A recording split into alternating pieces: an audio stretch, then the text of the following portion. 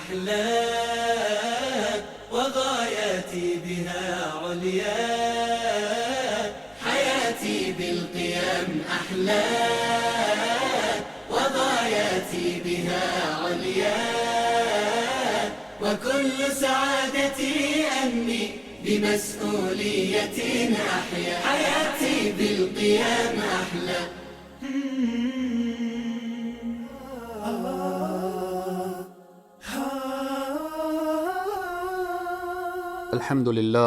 الحمد لله الذي هدانا لهذا وما كنا لنهتدي لولا أن هدانا الله، والصلاة والسلام على رسوله محمد وعلى آله وأصحابه ومن والاه.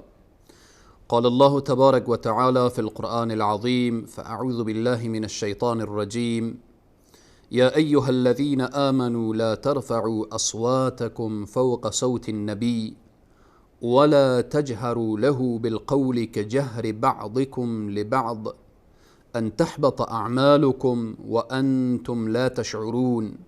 صدق الله العظیم. خدمت همه عزیزان و بزرگواران، السلام علیکم و رحمت الله تعالی و برکاته. همه شما عزیزان و بزرگواران را در برنامه آداب اسلامی خوش آمدید میگویم. بحث ما پیرامون ادب به همراه رسول صلی الله علیه و سلم. چگونه ادب داشته باشیم در مقابل رسول صلی الله علیه و سلم، یا آداب به همراه رسول صلی الله علیه و سلم چگونه هست؟ ادب در مقابل رسول صلی الله علیه و سلم یا ادب به همراه رسول صلی الله علیه و سلم شاید در ذهن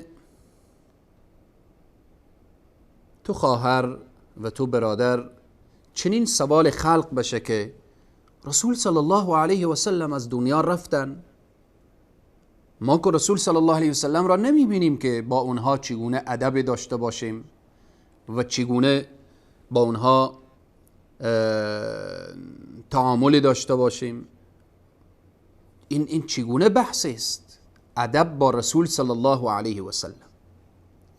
آیه‌ای که تلاوت شد، الله سبحانه و تعالی می‌فرماید: یا ایها الذین آمنو، ای کسانی که شما ایمان آورده اید، ای اهل ایمان. تو خواهر مسلمان، تو برادر مسلمان را الله سبحانه و تعالی مخاطب میکنه: یا ایها الذین آمنو لا ترفعوا اصواتکم فوق صوت النبی. شما متوجه باشید که صدایتان بالاتر نره از صدای پیامبر اکرم صلی الله علیه و سلم. لا ترفعوا اصواتکم فوق صوت النبی ولا تجهروا له بالقول كجهر بعضكم لبعض. با او چنان صدای خود را بلند نکنید که مثلی که شما با همدیگر حرف میزنید صدای خود را بالای صدای همدیگر پایین و بالا میکنید. متوجه باشید که اگر صدای شما بالا رفت، ان تحبط اعمالکم و انتم لا تشعرون. شما متوجه باشید که اعمال شما حبطه میشه. متوجه باشید و انتم لا تشعرون. آیا شما این احساس را دارید که در مقابل و در مجلس رسول صلی الله علیه و سلم اگر ادب رعایت نشه چی عواقبی خواهد داشت؟ این آیه مبارکه را مفسرین میفرمایند که این آیه ارتباط میگیره در حیات رسول صلی الله علیه و سلم و بعد از حیات رسول صلی الله علیه و سلم. چگونه بعد از حیات رسول صلی الله علیه و سلم؟ در حیات رسول صلی الله علیه و سلم واضح است. اصحاب رسول صلی الله علیه و سلم نشسته بودند در کنارشان، در مجلسشان، در مسجدشان. اما الان چگونه؟ امروزه اگر رسول صلی الله علیه و سلم در بین ما نیستن، اقوال رسول صلی الله علیه و سلم بین ما هست. اگر رسول صلی الله علیه و سلم در بین ما حیات ندارن و نیستن، وقتی مسجد رسول صلی الله علیه و سلم مسجد النبوی برای ما میسر میشه و میریم، مسجدشان هست. وقتی به مقابل مرقد رسول صلی الله علیه و سلم برابر میشیم و ایشان سلام میکنیم، سلام کردن با رسول صلی الله علیه و سلم هست. پس به اینه که علما و بزرگان پیرامون ادب با رسول صلی الله علیه و سلم برای ما ارشادات فرمودن و ما را متوجه ساختن که با رسول صلی الله علیه و سلم چگونه ادب داشته باشیم. اولین ادب با رسول صلی الله علیه و سلم به اینه که خود ادب با رسول صلی الله علیه و سلم به سه نوع تقسیم میشه. ادب قلبی هست، ادب قولی هست و ادب عملی هست. ادب قولی، اول ادب قلبی که ما در قلب خود باید با رسول صلی الله علیه و سلم ادب داشته باشیم. اولین ادب چگونه و چیست؟ ایمان به رسول صلی الله علیه و سلم، تصدیق رسول صلی الله علیه و سلم، الایمان به و تصدیقه و حبه. ایمان به رسول صلی الله علیه و سلم، تصدیق رسول صلی الله علیه و سلم، محبت به رسول صلی الله علیه و سلم، تعظیم رسول صلی الله علیه و سلم و توقیره، بزرگداشت از رسول صلی الله علیه و سلم. اینها هم مسائل است که به قلب ارتباط میگیره، مع الاعتقاد و تفضیله على كل احد من الخلق. این از روی اعتقاد باشه، از روی باور باشه، از روی اخلاص باشه. این مسائل تعلق میگیره به ادب قلبی. رسول صلی الله علیه و سلم میفرمایند لا یؤمن احدکم حتی اکون احب الیه من والده و ولده و الناس اجمعین. ایمان نداره آن شخصی که مرا از پدر خود، از فرزند خود، از همه مردم مرا بیشتر دوست نداشته باشه. ایمان کامل نداره، یعنی مرا باید از همه بیشتر دوست داشته باشه. محبت رسول صلی الله علیه و سلم. پس این ادب قلبی بود که بیان شد.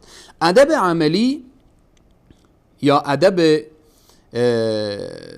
قولی اینه که رسول صلی الله علیه و سلم، الله سبحانه وتعالى میفرماید یا ایها الذین آمنوا لا تقدموا بین یدی الله ورسوله واتقوا الله ان الله سمیع علیم. کسانی که ایمان آورده اید، الله سبحانه و تعالی اشاره میکنه و ما را متوجه میسازه، لا تقدموا بین یدی الله و رسوله. این آیه مبارکه، ای کسانی که ایمان آورده اید، روی خدا و رسولش پیشدستی نکنید. وقتی سخن خدا و سخن پیامبر را میشنوید، شما دیگه حرف پایین و بالا نداشته باشید. فإن تنازعتم فی شیء فردوه الی الله و رسوله. الله سبحانه و تعالی در این آیه ما را متوجه میسازه به این که ادب قولی با رسول صلی الله علیه و سلم، وقتی که به ما حدیث رسول صلی الله علیه و سلم پیش میشه، حدیث صحیح، وظیفه ما چیست؟ چی باید کرد؟ یک انسان با ادب که ادبش با رسول صلی الله علیه و سلم درست باشه و او را بگیم انسان مؤدب است، اینه که وقت حدیث صحیح رسول صلی الله علیه و سلم را میشنوه بگه سمعنا و اطعنا، شنیدم و اطاعت کردم، بدون چون و چرا باید قول رسول صلی الله علیه و سلم را بپذیره. اگر قیل و قال آورد، این انسان نمی شود گفت انسان با ادب است، نمی شود گفت که ادبش با رسول صلی الله علیه و سلم درست شده. به اینه که امام مالک رحمه الله در لحظات اخیر عمر مبارک سر مبارک گذاشته بود، اشاره میکنن امام مالک رحمه الله که مرا بنشانید. امام مالک را می نشانن. سبحان الله. ببینید بزرگان دین چگونه ادب با رسول صلی الله علیه و سلم و با اقوال رسول صلی الله علیه و سلم داشتن. امام مالک وقتی که نشستن حدیثی از رسول صلی الله علیه و سلم را بیان کردن و باز گفتن سرم را بگذارید. نمیخواستم که سرم گذاشته باشه حدیث رسول الله را بر زبان بیاورم. الله اکبر، الله اکبر. گوش کن ای کسی که تو طالب حدیث هستی، ای کسی که تو مدرس حدیث هستی، ای کسی که تو تدریس حدیث را داری، حدیث را درس میدی، حدیث را درس میخوانی. گوش کن سخن امام مالک را. میگه نمیخواهم سرم گذاشته باشه و حدیث رسول الله صلی الله علیه و سلم را به زبان بیاورم. پس به مقابل سخن رسول الله صدای خود را بلند نکن. وقتی کسی برای تو گفت قال رسول الله صلی الله علیه و سلم، جا در جا تسلیم شو. حدیث صحیح را وقتی شنیدی. پس به اینه که ادب با رسول صلی الله علیه و سلم، ادب قولی اینه که سخن رسول الله را وقتی شنیدید به جان و دل بپذیر. از جمله آداب قولی اینه که الله سبحانه و تعالی میفرماید ان الله و ملائکته یصلون علی النبی یا ایها الذین آمنوا صلوا علیه و سلموا تسلیما. اللهم صل على محمد وعلى آل محمد كما صليت على إبراهيم وعلى آل إبراهيم إنك حميد مجيد. اللهم بارك على محمد وعلى آل محمد كما باركت على إبراهيم وعلى آل إبراهيم إنك حميد مجيد. یعنی کثرت درود بر نبی کریم صلی الله علیه و سلم. این از جمله ادب قولی هست.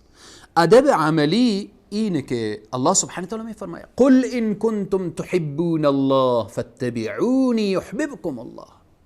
ادب عملی اینه که نماز تو چنان نمازی باشه که رسول الله میفرمایند صلوا کما رأیتمونی، نماز بخوانید مثل که من نماز خواندم، مثل که مرا میبینید که چگونه نماز خواندم. خذوا عنی مناسککم، حج چنان حج کنید که من حج کردم. یعنی عباداتی که رسول صلی الله علیه و سلم انجام دادن، وقتی ما امروز نماز میخوانیم، روزه میگیریم، حج میریم، زکات میدیم، همه این عبادات ما باید متابعت از رسول صلی الله علیه و سلم. این میشه ادب با رسول صلی الله علیه و سلم. رسول الله صلی الله علیه و سلم در تمام عرصه ها، در سخنانشان چی قولی هست، چی فعلی هست، چی تقریری هست، ارشادات رسول صلی الله علیه و سلم در تمام عرصه رسول صلی الله علیه و سلم برای ما اسوه هستند. لقد کان لکم فی رسول الله اسوة حسنه. پس به اینه که این آداب قلبی، آداب قولی و آداب عملی را باید رعایت کرد. می شود ادب با رسول صلی الله علیه و سلم. بعد از نزول این آیه مبارکه، وقتی که نازل شد یا ایها الذین آمنوا لا ترفعوا اصواتکم فوق صوت النبی، سبحان الله، ادب صحابه را متوجه شوید. ثابت ابن قیس در خانه خود می نشینه و شروع میکنه به گریه کردن.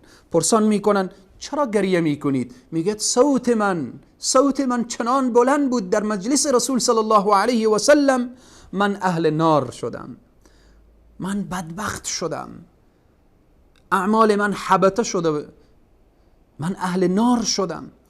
سبحان الله. وقتی خبر به رسول صلی الله علیه و سلم میرسه، میگوین ای ثابت ابن قیس، برای ثابت ابن قیس برسانید که او اهل نار نیست، بل هو من اهل الجنه، این اهل جنت هست. این آیه به خاطر این که صحابه با ادب بشن. قبل از نزول این آیه اگر کسی بلندتر صحبت میکرد جرمی نداشت، مشکلی نداشت. بعد از نزول این آیه مبارکه انسانها را متوجه میسازه. صحابه اینقدر با رسول صلی الله علیه و سلم ادب داشتن. از جمله ادب به رسول صلی الله علیه و سلم محبت به نبی کریم صلی الله علیه و سلم. قل إن كان آباؤكم وأبناؤكم وإخوانكم وأزواجكم وعشيرتكم وأموال اقترفتموها وتجارة تخشون كسادها ومساكن ترضونها أحب إليكم من الله ورسوله وجهاد في سبيله فتربصوا حتى يأتي الله بأمره. الله اکبر. محبت رسول صلی الله علیه و سلم باید از همه محبت ها. قل بگو ان کان آباؤکم، اگر پدران شما، اگر خانواده های شما، اگر این تجارت شما، اگر این ازواج شما، اگر این پسران شما، دختران شما، اگر بالاخره همه این زندگی شما، اگر این تجارتی که شما از کسادش میترسید، احب الیکم من الله و رسوله، از خدا و پیامبر و جهاد در راه الله سبحانه و تعالی، اگر محبت آنها مقدم از محبت خدا و رسول بود، فتربصوا حتی یأتی الله بامره، عذاب الهی میآیه. پس محبت رسول صلی الله علیه و سلم از جمله ادب با رسول صلی الله علیه و سلم و محبت رسول الله صلی الله علیه و سلم متابعت رسول صلی الله علیه و سلم هست. تنها به زبان نمی شود من محمد و رسول الله را دوست دارم، جان خود را فدا می کنم، اما نعوذ بالله عمل به قول و ارشاداتشان نداشته باشم. این محبت نیست. محبت به رسول صلی الله علیه و سلم متابعت از رسول صلی الله علیه و سلم هست. همچنین از جمله ادب با رسول صلی الله علیه و سلم این که نام مبارک را وقتی میشنوید بدون صلی الله علیه و سلم نگذارید. وقتی می نویسید بدون صلی الله علیه و سلم ننویسید. بعضی به نوشتن صاد میگذارن، صحیح نیست. بنویس صلی الله علیه و سلم، بخوان صلی الله علیه و سلم، بگو صلی الله علیه و سلم. درود به نبی کریم صلی الله علیه و سلم به اینه که الله سبحانه و تعالی برای تو 10 درود میفرسته. پس از جمله ادب به رسول صلی الله علیه و سلم اینه که نام مبارک را وقتی میشنوید بگو صلی الله علیه و سلم. از جمله ادب با رسول الله احترام به اصحاب رسول صلی الله علیه و سلم، احترام به اهل بیت رسول صلی الله علیه و سلم. از جمله ادب با رسول صلی الله علیه و سلم.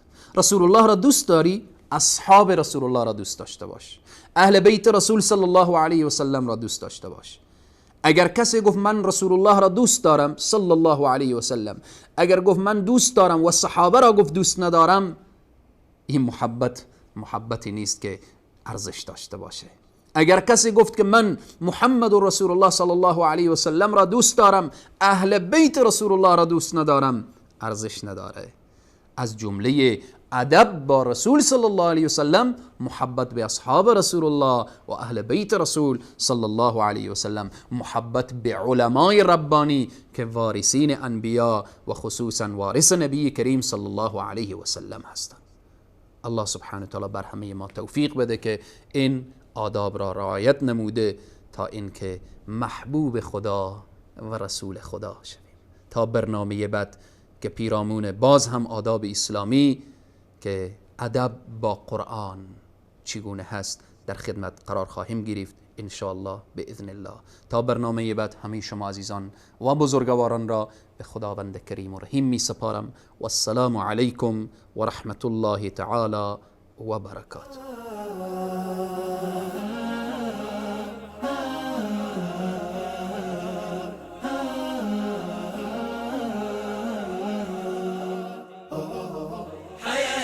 بالقيام أحلى وغاياتي بها عليا، حياتي بالقيام أحلى وغاياتي بها عليا، وكل سعادتي أني بمسؤولية أحيا، حياتي بالقيام أحلى.